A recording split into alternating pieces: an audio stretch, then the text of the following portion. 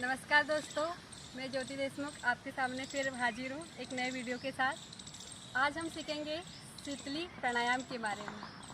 शीतली प्राणायाम क्या होता है, किसे करना चाहिए, किसे नहीं करना चाहिए, इसकी सावधानी, लाभ, विधि, आज हम यही सीखेंगे शीतली प्राणायाम।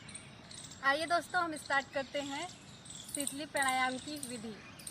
शीतली प्राणायाम हम आपको बंधों के साथ बताएंगे कैसे करना है। तो सबसे फर्स्ट स्टेप होती है शीतली प्राणायाम की। आपकी जो जीवा है, जो दोनों किनारे हैं जीवा के, वो मुड़े रहना चाहिए ऐसे।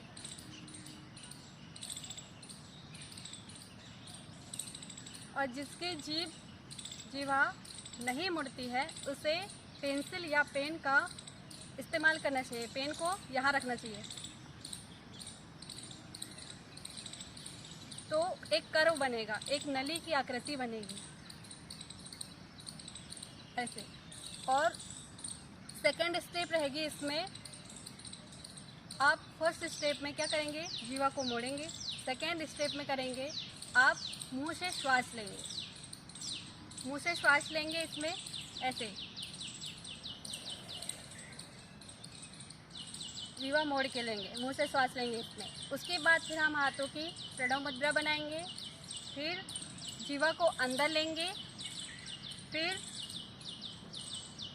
कुंभक लगाएंगे। कुंभक अर्थात श्वासों को रोक के रखना, ना आप श्वास बाहर छोड़ रहे हैं ना श्वास आप अंदर ले रहे हैं। दोनों नाकों को बंद रखेंगे। हल्के हाथों से आप नाक को प्रेस करेंगे। उसके पश्चात आप थर्ड स्टेप करेंगे। आप बंद लगाएंगे। पहले लगाएंगे आप मूल बंद, फिर लगाएंगे आप जालंधर बंद, फिर लगाएंगे उद्यान बंद।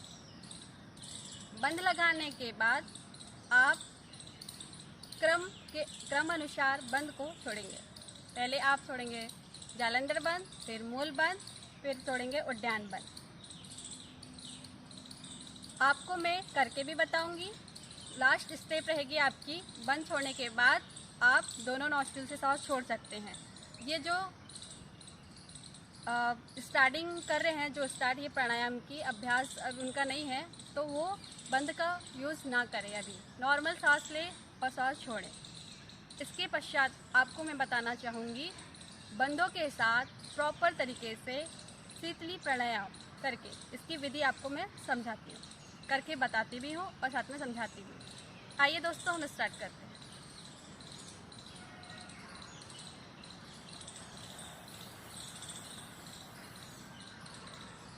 ये फर्स्ट स्टेप, सेकंड स्टेप,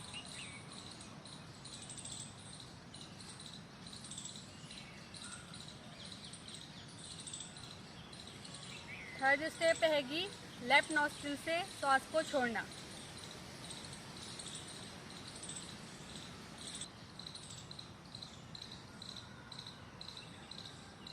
दोस्तों, आपको बाई नासिका से श्वास को बाहर छोड़ना है और मुंह से श्वास लेना है और बंद लगाना है। तो सबसे पहले स्टेप आपकी क्या थी, जीभ मुंह से श्वास लेंगे। आपकी जो जीवा रहेगी ऐसी नली की आकृति रहेगी।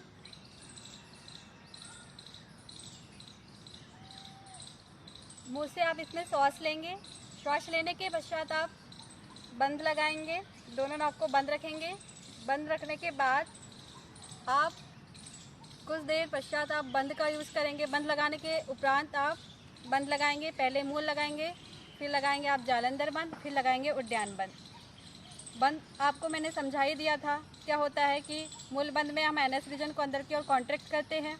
जालंधर बंद में हम चिन को ग्लॉटिस से लगाते हैं। और उद्यान बंद में हम जो नाभि का रीजन रहता है उसको हम अंदर की ओर खींचते हैं, स्पाइन से लगाते हैं। ये मणिपुर चक्र को प्रभावित करता है। ये मूल बंद मूलाधार चक्र को प्रभावित करता है। और जालंधर बंद आपके विशुद्धि चक्र को प्रभावित करता है। बंद लेफ्ट हमेशा याद रखिएगा, शीतली प्राणायाम में आप मुंह से श्वास लेंगे जीवा को टंग करके। उसके बाद फिर आप दोनों नाक को बंद रखेंगे। बंद रखने के बाद आप लेफ्ट नॉस्ट्रिल से थोड़ी देर बाद आप लेफ्ट नॉस्ट्रिल से श्वास को बाहर छोड़ेंगे। इसके पश्चात आप इसका टाइम ड्यूरेशन भी होता है, आप इसका रेशो भी रख सकते हैं 1:4, 1:4:2 ऐसा।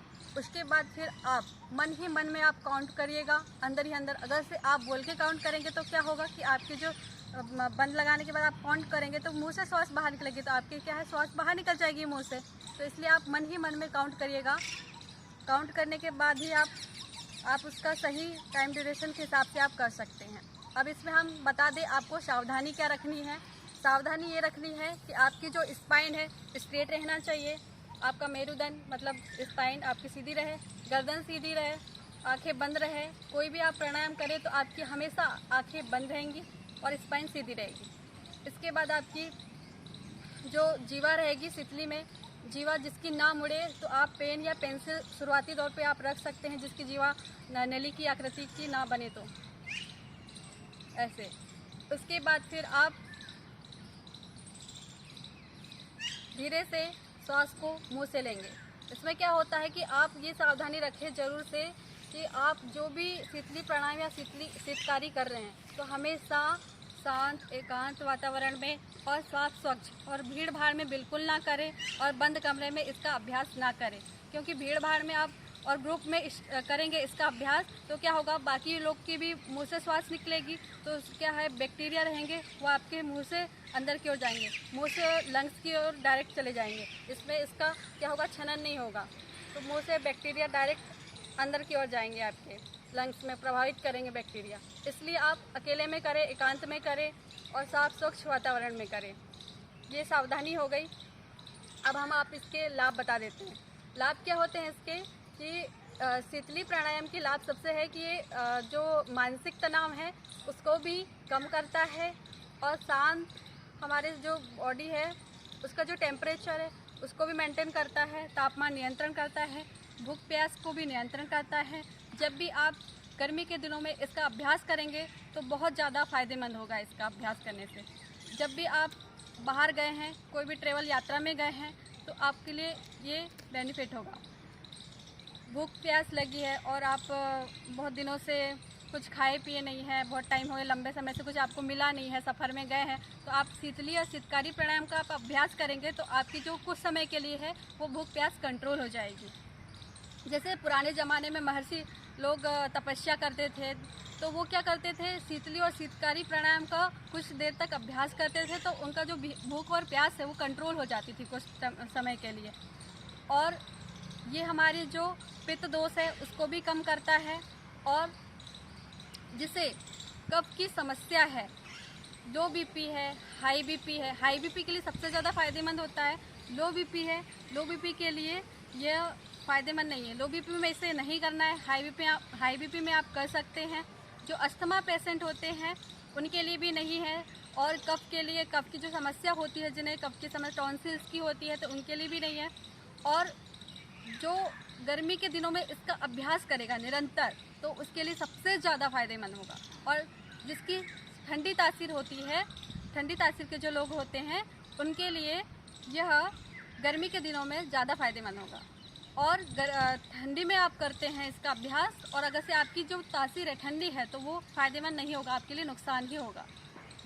और दोस्तों, इसका अभ्यास किसी योग गुरु के सानिध्य में ही करें और सही अभ्यास करें, सही बंधों का यूज़ करें। और कब्ज़ की जो समस्या है, कब्ज़ की समस्या के लिए भी आपके लिए अच्छा होगा। जैसे आपकी जो शीतली है, शीतकारी है, ये ठंडी प्रदान करता है हमारी बॉडी में, क्या शीतलता प्रदान करता है। अगर से आपको कब्ज़ की समस्या है तो शीतली प्राणायाम करेंगे आप तो आपके लिए बेनिफिट ही होगा, फ़ायदेमंद होगा। इसके बाद फिर हम दोस्तों इसके अभ्यास के दौरान आप आपको जो बहुत ज़्यादा गुस्सा आता है तो उसको भी नियंत्रित कर सकते हैं और आपके तंत्रिका तंत्र को भी ये प्रभावित करता है और आपकी ऑल ओवर बॉडी को प्रभावित करता है शीतली प्राणायाम। तो शीतली प्राणायाम का अभ्यास तो करना ही चाहिए आपको, गर्मी के दिनों में तो खासकर ही करना चाहिए, बहुत फ़ायदे होते हैं इसके। और इसका अभ्यास ऐसे टाइम करें कि जैसे आपको बहुत ज़्यादा गर्मी हो रही है और आपको लग रहा है कि ठंडक चाहिए, तो इसका अभ्यास आप करेंगे तो आपको पूरे बॉडी में शीतलता और ठंडक महसूस होगी। जब आप मुंह से सांस लेते हैं तो आपको बीचों बीच, आपके जीवा के बीचों बीच आपको ठंडक सी महसूस होती है, बहुत ज़्यादा ठंडक महसूस होती है और बहुत अच्छा लगता है और आपका दिन है बहुत अच्छा जाता है और भूख प्यास में भी आपका नियंत्रण रखता है। दोस्तों, इस वीडियो में बस इतना ही बताना चाहूँगी मैं, और वीडियो अच्छा लगा हो तो लाइक करें, सब्सक्राइब करें, शेयर करें।